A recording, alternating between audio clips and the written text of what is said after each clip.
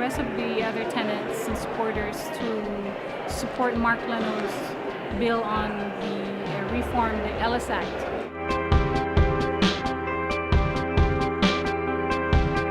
I came out and speaking for those who are not able to speak for themselves. I came out for those seniors.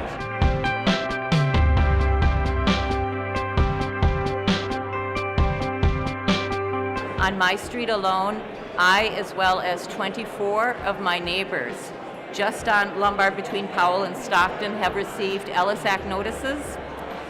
25 people, and what do you think that does to a community?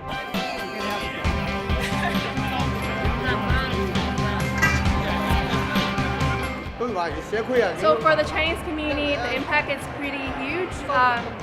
For an average Chinese couple, a lot of people only make around $2,000 a month. And so how are they going to rent a place that's $2,000? And given the options they have, it's hard to raise kids in the city. It's hard to find a suitable place so that their children can get a decent public education and where they can stay close to their jobs. So a lot of people, they're being forced out of the city.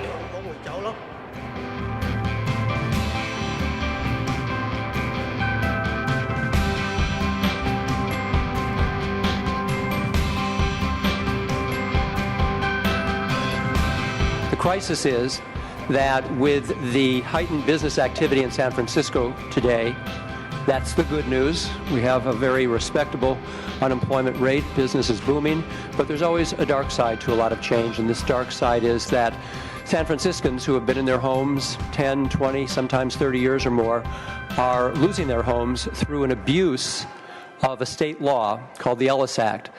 But what we find in this housing crisis in San Francisco today is that the Ellis Act is being abused not by landlords and not by people who intend to be landlords or even pretend to be landlords. They're speculators.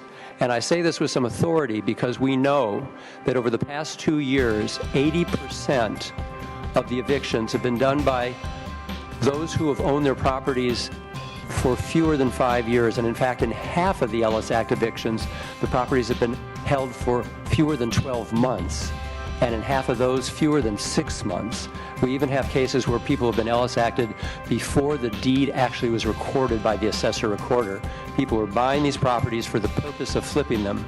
And I would suggest that the difference between a landlord and a speculator is that the landlord's business is 100% occupancy, and the speculator's business is 100% vacancy. That's a very different business model.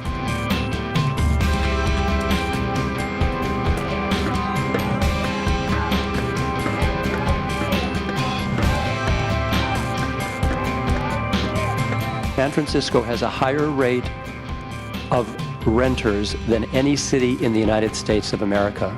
65% of San Franciscans rent. Thank you very much, Senator Leno. Do we have a motion? Moved by Senator Corbett. Madam Secretary, please call the roll. The motion is due pass as amended to the Senate floor. Jackson, aye.